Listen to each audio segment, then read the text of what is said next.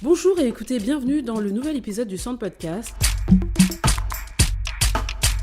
Aujourd'hui, on est mercredi, sortie du podcast et accessoirement journée des enfants pour ceux qui, comme moi, ont décidé de transformer un peu leur vie après tous ces événements et après ce confinement saison 1, ce confinement maintenant saison 2.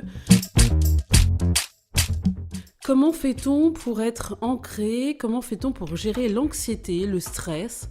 Vous savez, ce truc qui vous prend au ventre, qui vous fait vous sentir mal, vous vous sentez pas à l'aise, vous tombez souvent malade. Bref, comment gérer ce stress, cette anxiété? Parce que c'est un vrai sujet. Et je vous avouerai que ça fait un moment que je me pose cette question déjà parce que de manière générale, je trouve qu'on est tous très stressés et très angoissés. Et donc, en me positionnant sur ma propre histoire et mon propre vécu, j'ai essayé de réfléchir à quelles sont les habitudes qui permettraient de limiter cette création de la cortisol. Vous savez, la cortisol, c'est cette hormone qu'on sécrète et qui est liée à cette tension qu'on peut avoir. Donc, plus on est en stress, plus on est en anxiété, plus on en produit. Et c'est pas très bon pour le corps d'avoir cette cortisol qui se balade à haute dose.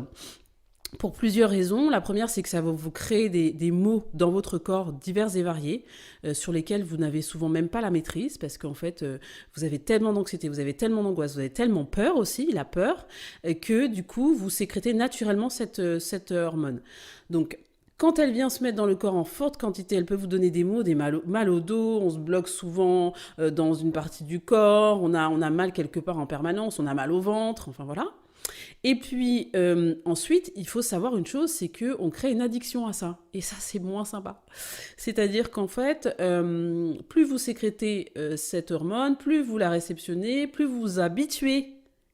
Plus vous en voulez encore. Parce que les habitudes, c'est pas que les bonnes habitudes, hein, c'est les bonnes et celles qu'on peut considérer comme étant moins bonnes, en tout cas moins positives pour vous.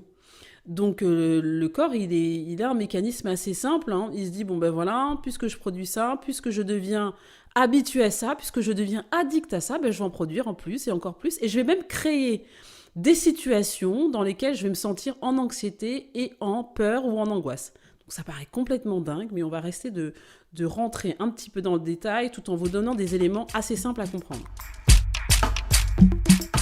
Actuellement, on traverse une période qui est quand même pas drôle, dans l'absolu, on pourrait la considérer comme ça, le Covid, le port du masque, enfin tous ces trucs, toutes ces réglementations, toutes ces contraintes de vie que nous n'avions pas avant le 16 mars 2020. Si vous êtes de nature pas anxieuse et que vous l'êtes devenu, c'est vrai que ça peut faire un changement en fait intérieur qui peut être assez désagréable.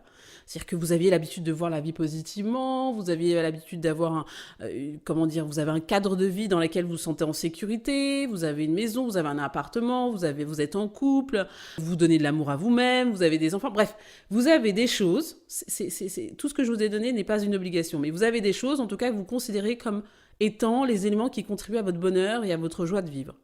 Et vous avez tout ça et en fait des fois vous ne savez pas pourquoi ça ne va pas en fait.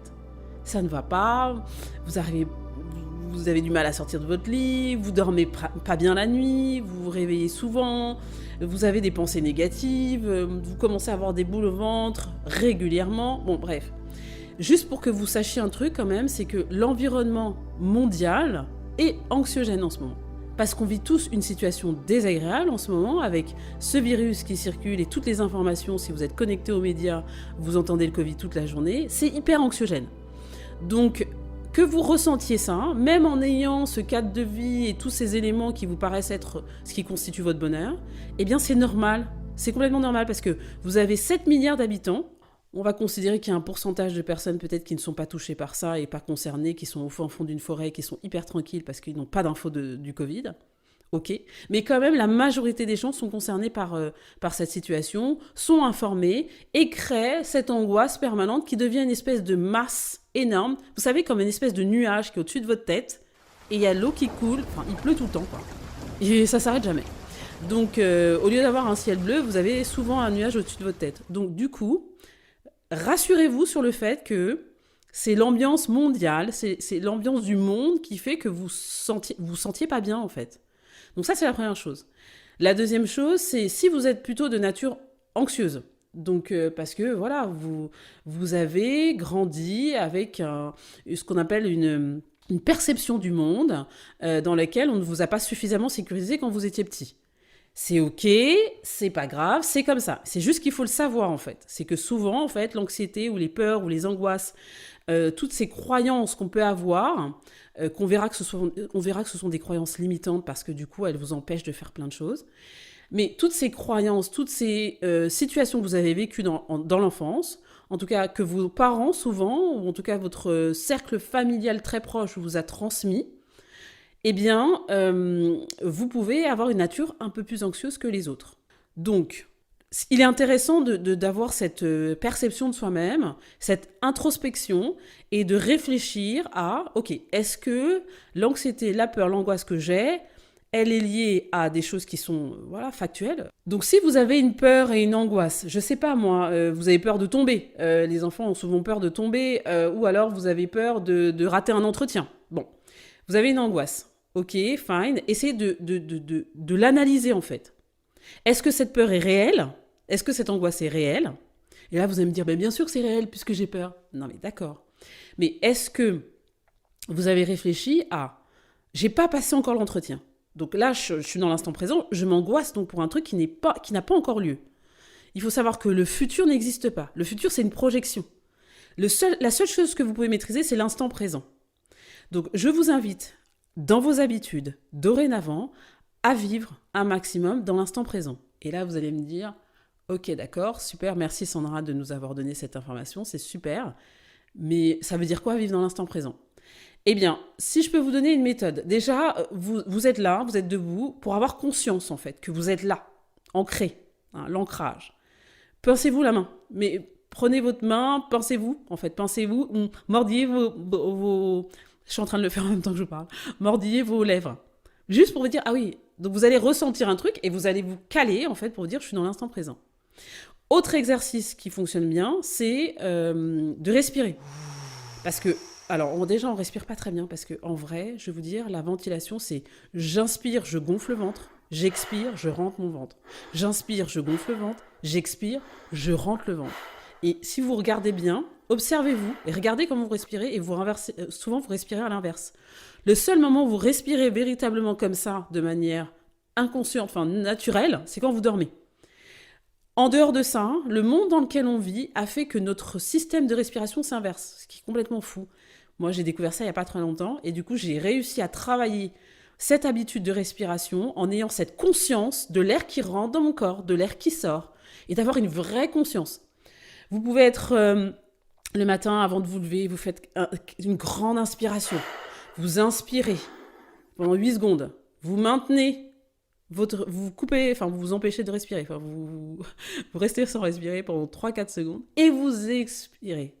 Donc j'inspire 8 secondes, je retiens ma respiration 2-3 secondes et j'expire le maximum. Expirez jusqu'à ce que vous puissiez plus. Vous expirez et vous rentrez votre ventre. Vous expirez et vous rentrez votre ventre en même temps.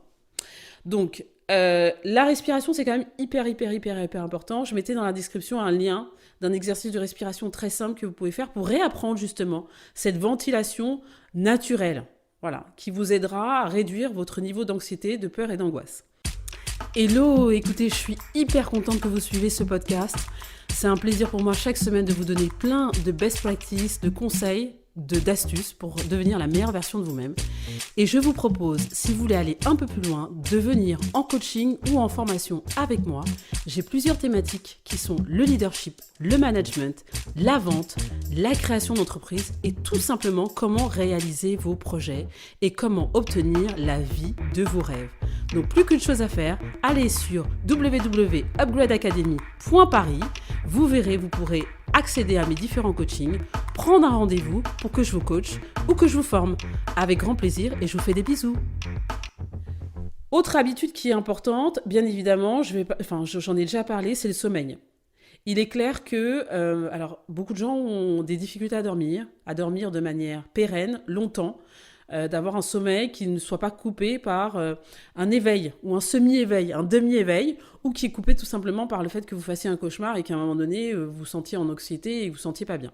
Si vous réveillez et que vous avez fait un cauchemar, c'est pareil, reprenez une respiration, ventilez-vous bien, etc. Et vous verrez, vous vous concentrez en vous disant vous êtes en sécurité, tout va bien, et vous vous rendormirez. Vraiment, parlez-vous en fait. Et ayez cette voix intérieure, parlez-vous. Vous avez du mal à vous endormir, un truc qui est pas mal à faire aussi, déjà réduisez les écrans avant de dormir, parce que c'est pas bon, c'est une activation. Vous activez On parle de la lumière bleue, bon alors il y a différentes théories là-dessus, mais en fait, vous activez, vous transmettez à vos yeux l'éveil par la lumière qui est produite par vos écrans. Donc, essayez de limiter les écrans avant de dormir. Voilà, 1 heure avant, c'est pas mal, plusieurs heures avant, c'est encore mieux. Et donc, du coup, préparez-vous au sommeil. Quel est votre rituel ? Comment on peut se préparer au sommeil dans une quiétude, dans une sérénité ? Moi, je sais que ce que je fais, c'est vraiment... je mets les mains sur mon cœur, j'écoute le battement de mon cœur, et du coup, je m'apaise avec ça. Parce qu'en fait, je me sens en vie, je me sens dans l'instant présent, ni dans le passé, ni dans le futur, nulle part, en fait. Je suis dans mon lit en conscience, et je me prépare en conscience à dormir.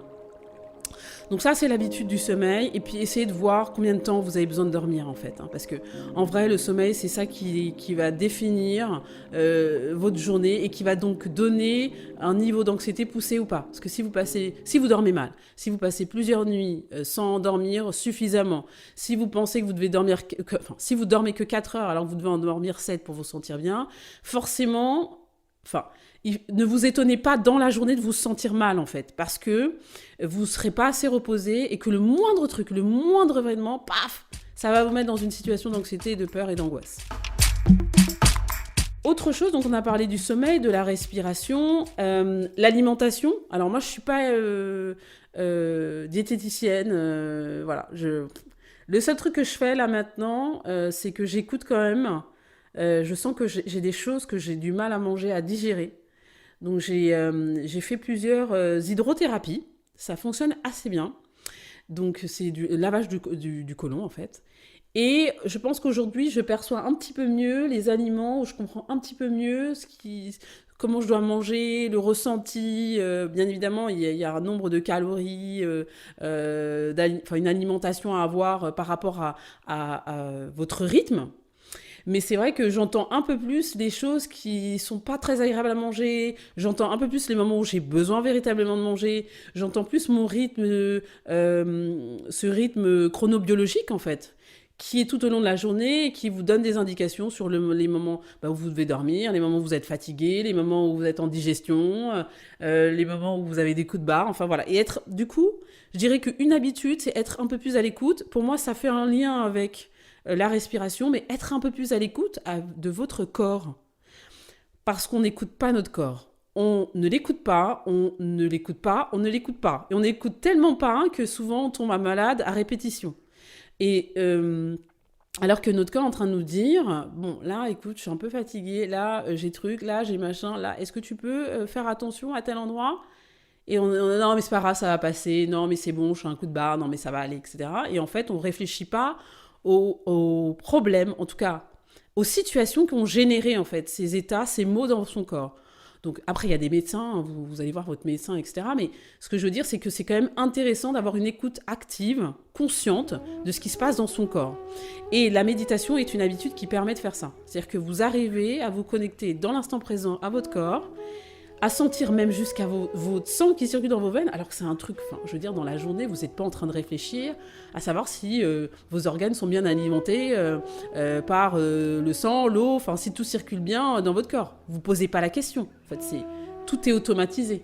Mais la méditation, en tout cas, cette situation consciente, permet vraiment de se dire, ok, là, je suis allongée, là, j'ai l'énergie qui circule dans mon corps. Là, j'ai un petit truc qui me fait mal. Ah, pourquoi ? Et avoir cette conscience. Et c'est un exercice mental qui fait à répétition, si vous arrivez à le faire tous les jours, eh bien vous créez une habitude qui est hyper importante pour l'ensemble de votre santé, votre vitalité. Donc il ne faut vraiment pas hésiter à faire ces exercices de méditation, 5 minutes, 10 minutes, 1 heure. Choisissez la fréquence qui vous va, mais essayez, en tout cas de mieux que vous pouvez, de prendre du temps pour vous. Parce que dans la journée, on court. Le téléphone, les transports, la voiture, les sollicitations, les enfants, le conjoint, les amis, le travail. on passe notre temps à être sollicité. Alors, je ne parle pas des informations et de la télé et des médias, là, c'est encore un autre truc. Mais on passe notre temps à être sollicité. Et du coup, on est tellement sollicité qu'on ne s'écoute pas. On ne prend même pas une seconde pour se dire, mais en fait, là, je suis fatiguée. En fait, là, ce qui me rendrait heureux ou heureuse, c'est de faire ça. Il n'y a pas ce temps. Et du coup, on se déconnecte de soi. Et du coup, en fait, l'angoisse, la peur, l'anxiété grandit. Voilà, c'est aussi simple que ça. Ce que je pourrais vous dire aussi, un truc qui fonctionne bien évidemment, c'est le sport. Donc là, je sais qu'on est contraint avec des sorties qui sont justifiées par une attestation de sortie, fine. Ça tombe bien pour vous, vous avez une case où vous pouvez cocher le sport. Donc, vous avez différents types de sport. Un truc qui est très bien, c'est la marche rapide. Parce qu'en fait, la marche rapide, vous n'avez pas, à la différence de la course à pied que je pratique beaucoup, vous n'avez pas de problématique d'impact sur le sol. Donc du coup, vous ne sentez pas des vibrations et des impacts qui viennent quand même déséquilibrer un peu votre structure osseuse, enfin tout. Donc la marche rapide, très très bien.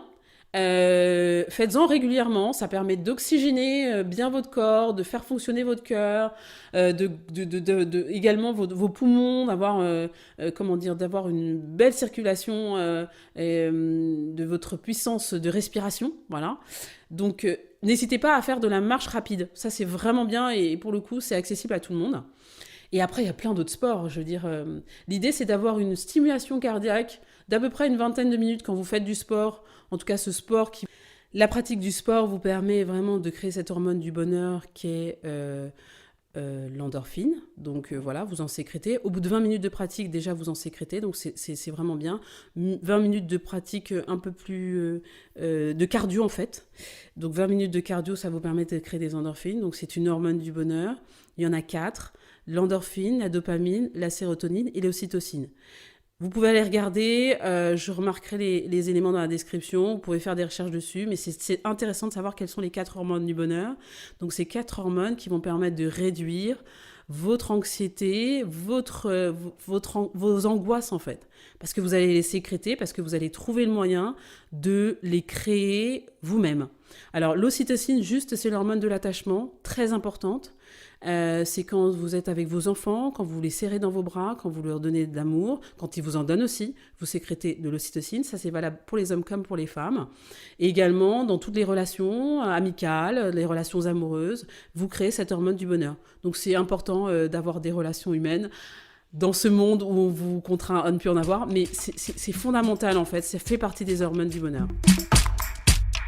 Voilà, écoutez, prenez soin de vous en fait, parce que l'idée dans la période dans laquelle nous arrivons, cet automne tranquillement qui se profile, qui est déjà là d'ailleurs, puis cet hiver qui est pour moi une période de paix, de calme, de silence, où vous avez le temps pour vous, de vous reposer, de réfléchir à ce que vous voulez être en fait, à ce que vous êtes. Vraiment, faites-le parce que c'est important. Et préparez-vous pour un printemps un peu plus lumineux dans lequel vous allez pouvoir, parce que vous aurez une vraie réflexion, une vraie introspection pendant cette période, vous pourrez planter des nouvelles graines, comme dans un jardin. Vous planterez des graines parce que la terre, elle sera prête en fait à recevoir ces graines, elle sera molle, elle sera souple. Vous pourrez planter vos graines pour faire grandir des plantes ou des arbres qui prendront le temps qu'ils prendront, parce que vous aurez pris des bonnes habitudes pour gérer vos anxiétés, vos angoisses, réduire du coup également, peut-être avoir accès à la réduction de vos croyances limitantes. Vous savez, tous ces éléments qui font que vous ne faites pas des choses. Eh bien, quand on a une meilleure maîtrise de soi, une meilleure compréhension de soi, et qu'on sécrète ces hormones du bonheur, et qu'on est plus en paix, et qu'on se sent bien, eh bien, on arrive à réduire ces croyances limitantes et à réaliser nos rêves. Voilà, écoutez, je vous fais des gros bisous. Prenez bien soin de vous et je vous dis à mercredi prochain. Upgrade Podcast, une société du groupe Upgrade by Legiums vous a présenté le Sound Podcast, une production autour de l'entrepreneuriat, le couple, les enfants et le développement des compétences commerciales. Présenté par Sandra Legiums, CEO de Upgrade et coach certifié. Rendez-vous sur upgradepodcast.paris pour découvrir tous nos autres podcasts. Passez une très belle journée lumineuse.